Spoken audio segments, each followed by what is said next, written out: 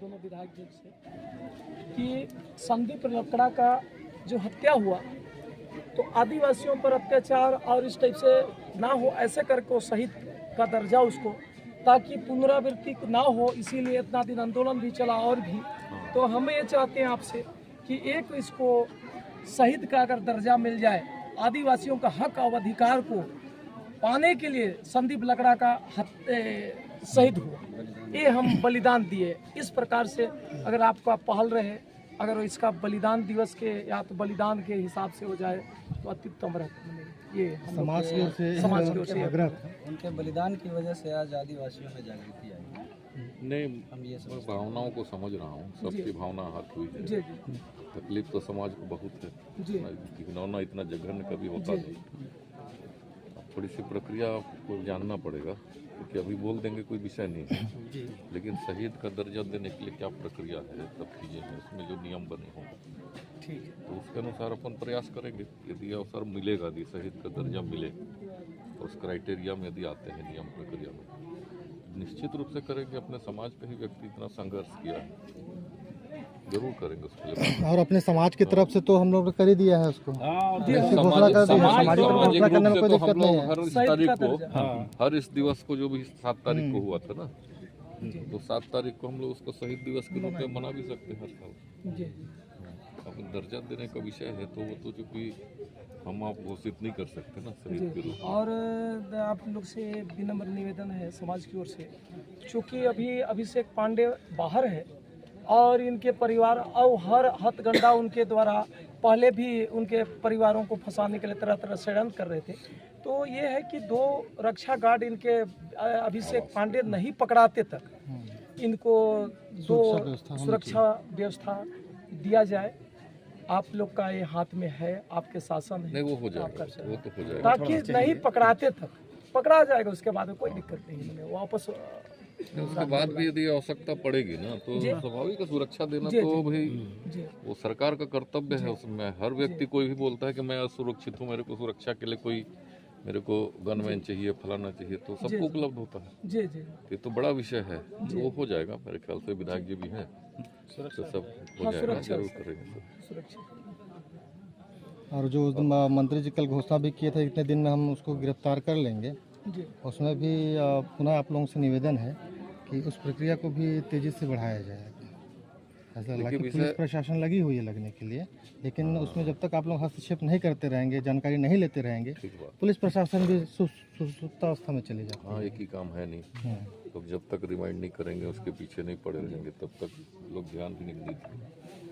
और ऐसा नहीं हमारा और समाज का विषय नहीं, हम भी तो समाज के ही हैं, विधायक जी भी समाज के ही तो, आदिवासी समाज से ही तो तकलीफ तो हम लोग को भी है। थोड़ा सा आईजी साहब को जोड़ देना पड़ेगा। हाँ, आप लोग के माध्यम से थोड़ा सा मार्गदर्शन थोड़ा सा बढ़िया मिलते हैं। बीच बीच में आप लोगों से संपर्क। और तो सर सुरक्षा गार्ड के लिए कैसे, इनके लिए कब मुहैया? हम अभी जाने के बाद में इसमें करते हैं। बाकी इसमें देखिए, जब तक अपराधी सजा देना कोर्ट का काम है, लेकिन जेल तक पहुंचाना पुलिस का काम है। हमें आंदोलन समाप्त तब तक नहीं माना जाना चाहिए जब तक कि अपराधी जेल में ना जाए। इसमें होता क्या है कि अमूमन जैसे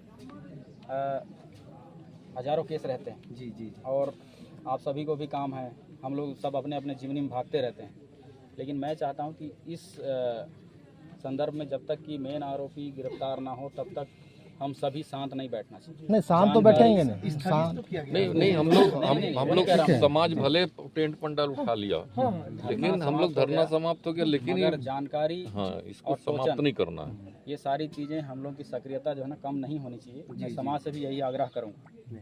मैं पर्सनली भी इस चीज़ में, देखिए कई चीज़ें बाहर आती हैं, कई चीज़ें नहीं आती हैं, है ना, कई चीज़ें जो दिखता है होता नहीं है, जो होता है दिखता नहीं है, मगर अपने अपने स्तर पे इस न्याय के लिए हम सब लड़ रहे हैं। क्योंकि मैं पहले ही जिस दिन मंच में आया था, मैं बोला कि सरकार में होने की कुछ बाध्यता है, इस कारण से मैं ज्ञापन देने नहीं आ सकता, मैं अलग रास्ते से न्याय के लिए लड़ेंगे। और आज इसी पक्ष में मैं कहना चाहूँगा कि हम मुख्य आरोपी गिरफ्तारी के लिए पीछे पड़े रहें। मैं भी अपने शासन स्तर पे लगा हूँ, हमारे सारे विधायकगण साथ हैं, जिस हिसाब से आज देखा कल आप लोगों ने, और इस पे होगा। कल के दिनांक पर अभी फ़ोन आया था हमारे पास, जो कि पहला स्टेटमेंट आपने देखा होगा कि मुख्य आरोपी के संपत्ति से लेकर उसके टेंडर तक के निरस्त करने का निर्देश, जो पहला वक्तव्य हमारा आया था, उस पर कल ही जिला में इसका जो टेंडर था प्रक्रिया पूरी हो पीएचई का 63 करोड़ का, उसको निरस्त कर दिया गया है बोल के अभी फ़ोन आया था।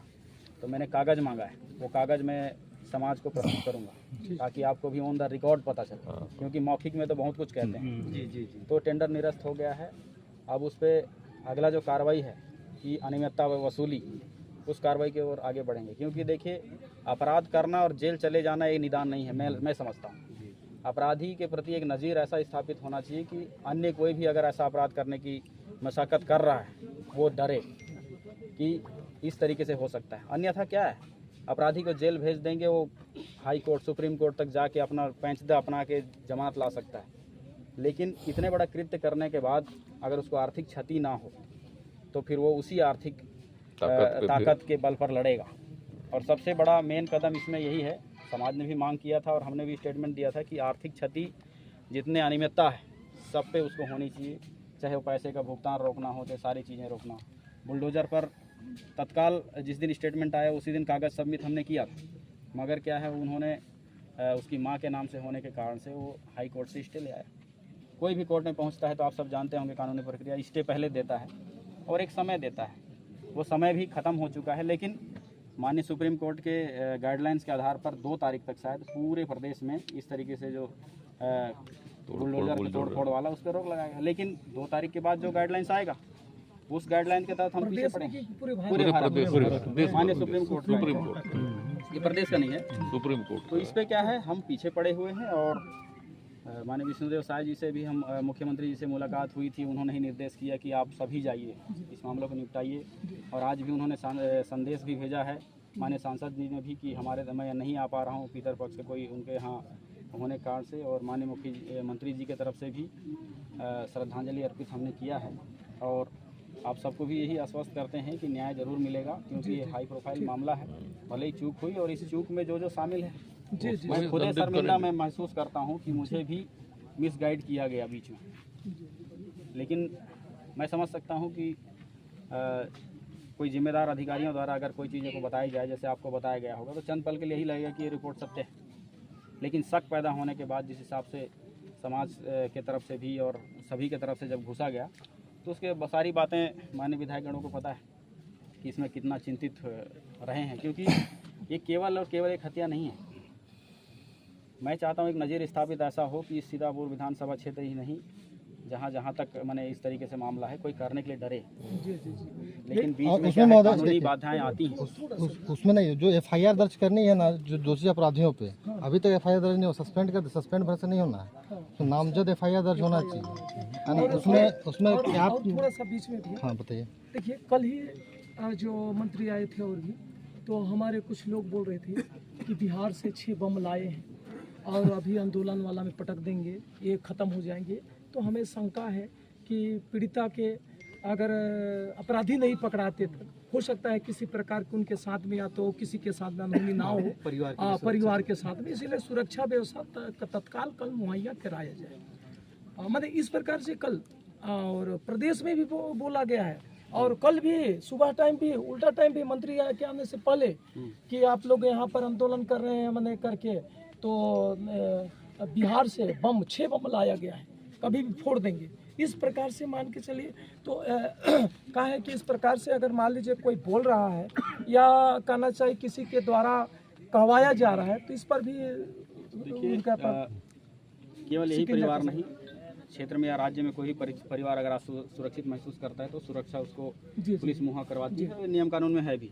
लेकिन हमें कई अफवाहें भी चलती हैं और कई लोग राजनीतिक अपनी रूपरेखा दिखाते हैं, तो उन चीज़ों से हमें बचना चाहिए, क्योंकि इतना बड़ा बम नहीं हो सकता कि वो कोई बिहार से लाए। नहीं, उसमें जो ऐसा बयान दिए ना उसके ऊपर नामजद एफआईआर दर्ज कराते हैं। तो इसमें सर इसको गंभीरता से सोचा जाए, नहीं तो उस समय भी क्या हुआ, इसको मार के दफना दिए और बोले कि लड़की लेके भाग गया है तो दिल्ली भाग रहा है, मुंबई भाग रहा है, ऐसे ना उसको अफवाह समझ के ही आज इतना दिन आंदोलन करना पड़ा। तो इसको भी अफवाह ना माने और इसको गंभीरता से लेते हुए और इनको सुरक्षा व्यवस्था की नहीं कल भी इस विषय में बात हुआ कि जो झूठे आरोप के तहत एफआईआर नामजद है उस एफआईआर को खारिज करवाया जाए। वो तो अब है। और अफवाहें, देखिए ये अफवाहें इस साजिश का एक हिस्सा था, ये सब जानते हैं। इस केस को साजिश के तहत देखा गया, फ़ोन वहाँ पहुँचाया गया, ये सारी चीज़ें एक फिल्मी स्टाइल में डाइवर्ट किया गया, उसी का ये अफवाह हिस्सा था। अपराधी तो चाहता था कि ये कहीं उजागर ही ना हो, तो इसलिए ये सब कहने वालों को बहुत कुछ कहते हैं। ज़्यादा यहाँ पे लेक्चर फिलहाल करने हमें की न्याय की जरूरत ओर आगे बढ़ना चाहिए। 2 मिनट मिट्टी पूरा हो जाए, मिट्टी पूरा हो जाए, इसका विसर्जन के सुरक्षा वाला ना, मैं अभी जाने के बाद जो नियम प्रक्रिया है मैं अभी तत्काल इस पे पहल करता हूँ। नियम प्रक्रिया नहीं, एक तो थोड़ा सा लिखित चाहिए बस। एक आवेदन चाहिए रहता है और इनके परिवार की तरफ से संघर्ष समिति कहाँ है? निर्मल जी, आप एक लिखित दीजिए संघर्ष समिति की तरफ से, एसपी के तरफ से, एसपी के नाम से जाएगा। मैं उसमें वो कर नहीं एसपी को देना पड़ेगा। 2-3 बातें और है जिसको कहना जरूरी है और आप सब समझते हैं। एक बार अंतिम संस्कार होने के बाद सब कुछ अपने अपने घर चले जाते हैं, सही। कोई इनके साथ बहुत कम लोग रह पाते हैं।